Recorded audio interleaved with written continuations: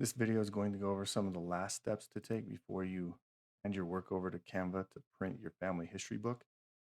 So we'll be going over how to number pages, how to edit the table of contents, and how to review the Canva alerts before you print the book.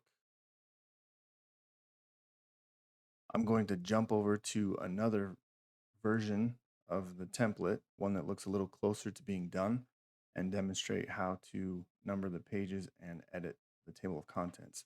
So first thing to notice on these pages, we've included placeholders for page numbering in the bottom left and the bottom right. And you would just manually enter in the page number. Unfortunately, Canva doesn't have an automatic page numbering function, so you do have to do it manually. If you don't really care to have a table of contents or page numbering, you can just go through and delete them. So you would just delete this page and select all these placeholders individually, hit delete on all the pages that have them. One of the things that we recommend doing is holding off doing the page numbering and editing the table of contents until your project is finished. Because if you add or remove or reorder pages and you've already done the numbering, then you're going to have to redo the numbering. Now I'll demonstrate how I like to number the pages. I use this preview function to help me get a good understanding of how the pages will be laid out. So this, of course, is the front cover, no page number needed there. Inside cover and table of contents, no page numbers needed there. And also this divider sheet. We like to put the page numbers on the family charts and the bio pages. So the way that we place them is if it's a left page, we like it to be on the outside left corner. And if it's a right page, we like it to be on the outside right corner. Before I actually number the pages, there's one thing that I like to do to help me to ensure that I won't miss a page number. I take all of the pages that won't have a page number and I drag them temporarily to the back of the book. That way, when I go and hover over this first page, it's going to show a black call out box that tells me what page it is. And then it also says 1, 2, 3, 4, 5, 6. And then also down here, page 1 of 36, page 2 of 36. This is a method that helps me ensure that I get the right page number on the right page.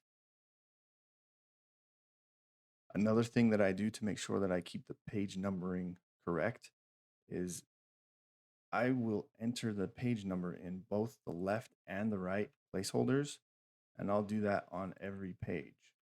And then I'll have to go back and delete whatever one ends up being on the inside. But I would rather do it this way than try to figure out, is this page going to be on the left or the right? Because it may change when I drag those pages that don't have numbers back into their proper places. Okay, so off the recording, I went ahead and numbered a bunch of these pages. So you can see in the left and the right corners, the page numbers have been populated. So you would just do that for all the remaining pages of your book. After that's done, you can go back to the pages that we stashed at the end of the book, select them, and then drag them forward, and we'll place these back in the spots that they go. After they've been placed, we're going to use the preview mode to get us started off and determine which page number needs to be deleted. So page 1 is a right page. That means we want to keep the outside right, and we'll delete the inside left. So page 2 is a left page. So we want to keep this number. Page 3 is a right page. We want to keep this number and delete these insides. So we'll go ahead and get that started. So page 1 was a right page. 2 was a left page. 3 was a right page. And then just as an example, we'll go ahead and hit preview to check our work. There we have our page number in the bottom right. Here we have a page number in the bottom left for a left page and a page in the right corner of the bottom on the right page. So that is all correct, how we want it to look. You would just do that through the remaining pages of the book. Moving along, the next step would be to make edits to the table of contents page. And just like any other text box in this template, in order to change the text, just select the box and then you can select the text placeholder and then type over it. So we would just go to the bio page, take note, Calvin Harwood Bacon on page 2, input his information here, and then add the page number. These page number boxes, they're separate from the name boxes. So you'll have to select this separately, input the page number, and then the next name, go back and forth like that, because we did that so the page numbers would all be in a nice tidy column justified to the right, and they wouldn't have one number a little off to the left askewed. So you would just input all the names and the page numbers they're on and then delete any extras, or if you need to pour onto another page, just duplicate the page and then continue going. The last step. Okay, and after all your hard work is done and you're ready to print, click on print photo books. You have a couple choices to make here. We like the medium size with the hardcover and the gloss finish. This dollar amount will change based on how many pages are in your book.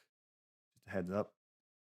We'll hit continue, and then Canva is going to call attention to some of the issues that might impact printing. It offers to automatically fix them. I prefer to manually review all the issues, but just to give you an example of some of the things that it might find. So in this, it's kind of warning you, hey, this text or maybe a design element is way too close to the bleed. It's in the danger zone. It needs to be moved. So it's saying, we'll move it for you, but I don't want that because it might mess up the image. So I'll go and look at them myself. So on this particular fix, I'm okay with it extending it to the edge of the page. So I'll keep that.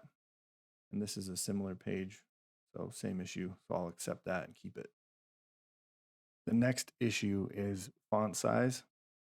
And we're aware that there's going to be some text that is smaller than 12, but we're okay with that. But it is a good idea just to click see more and then review, make sure that everything checks out. Also with the quality of the image, we've printed these before and this prints out perfectly fine, crisp. It won't be blurry. And then also with these design elements, with the size and level of transparency, those turn out crisp and fine too. So those are non-issues. These are meant to be place savers for your actual family photos. But if you do end up keeping one of them because you don't have a photo of a family member, these are going to print just fine as well. We've printed the book and haven't had any problem with any of these things. But it is good just to scroll through, make sure that there's no random element that you're not familiar with that snuck in there. And then last, I do recommend downloading a PDF version of the template, scroll through it, look at every page, and if everything checks out, come back, add it to your cart, check out, and then just wait for your book to show up.